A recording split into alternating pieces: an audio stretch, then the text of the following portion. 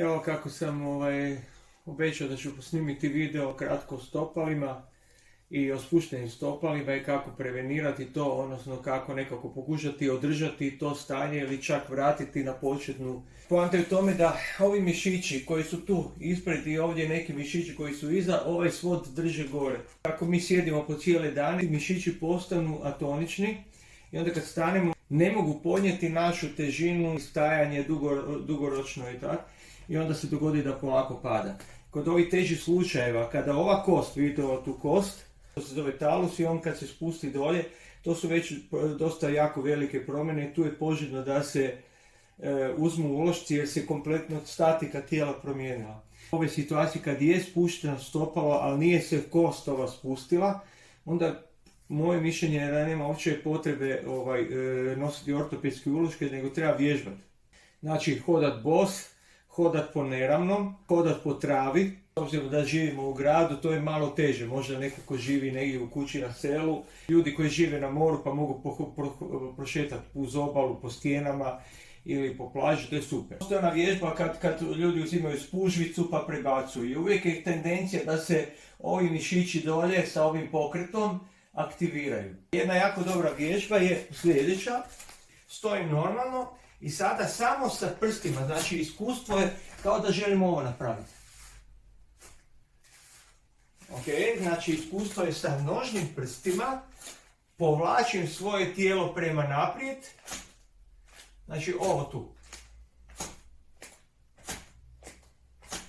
Znači ono što nije dobro raditi kod ovoga je ovako. Ove stvari sa tijelom, nego tijelo je skroz mirno.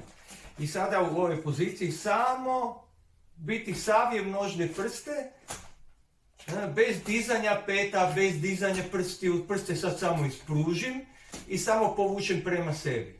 Ispružim i povučem prema sebi. Kao da želim zagrabiti pod i povučem svoje tijelo prema naprijed. Zagrabim pod i povučem svoje tijelo prema naprijed.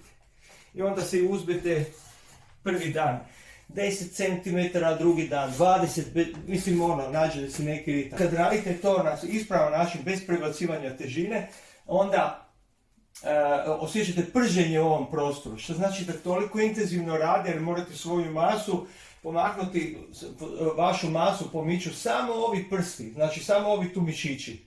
Druga koja je isto bitna vježba, ljudi u cipelama imaju, sve su ovi mišići su kruti i sve ove strukture, zato je bitna stvar rastegnuti. Recimo, neki ljudi uopće ne mogu saviti ove prste, ovako dođe, ovako sjede, onda ovo je bitno.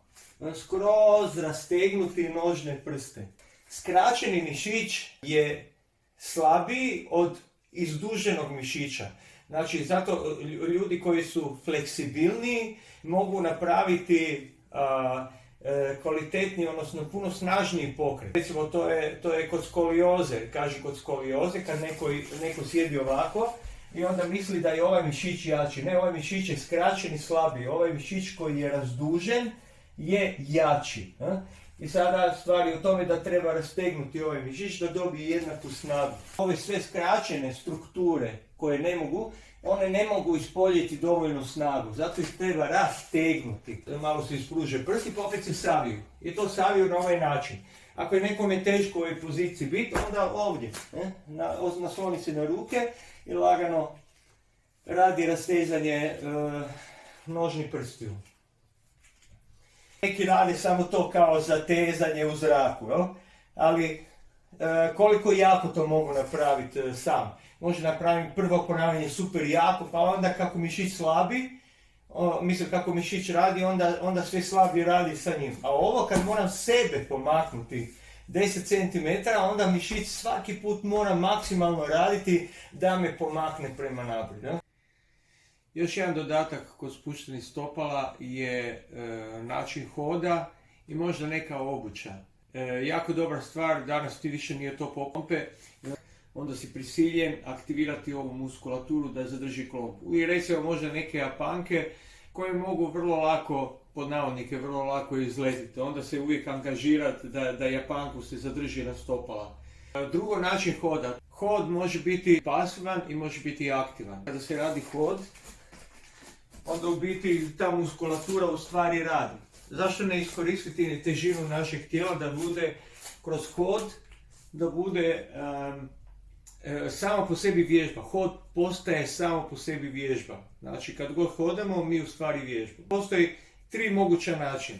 Jedan je što vrlo često ljudi hodaju da jednostavno samo stave stopalo i hodaju na ovaj način. Svakim korakom to je jedan pasivan hod. Prebacivanje stopala naprijed. Drugi način je da se sa aktiviranjem dobija se propulzija i onda se napravi ovo kretanje prema naprijed. Na ovaj način se u stvari produži korak. Kao da želimo ovo napraviti.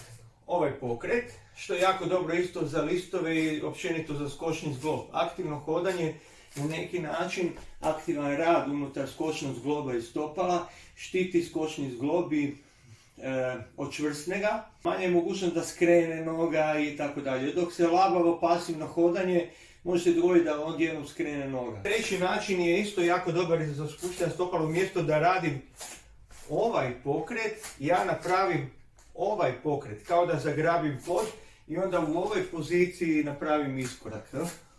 Možda je to teže kad neko hoda bos, ali u običaju kada se radi, onda se u biti kada se stane, onda se zagrabe prsti, zagrabe pod, zagrabe cipelu i onda na taj način se iskorači naprijed.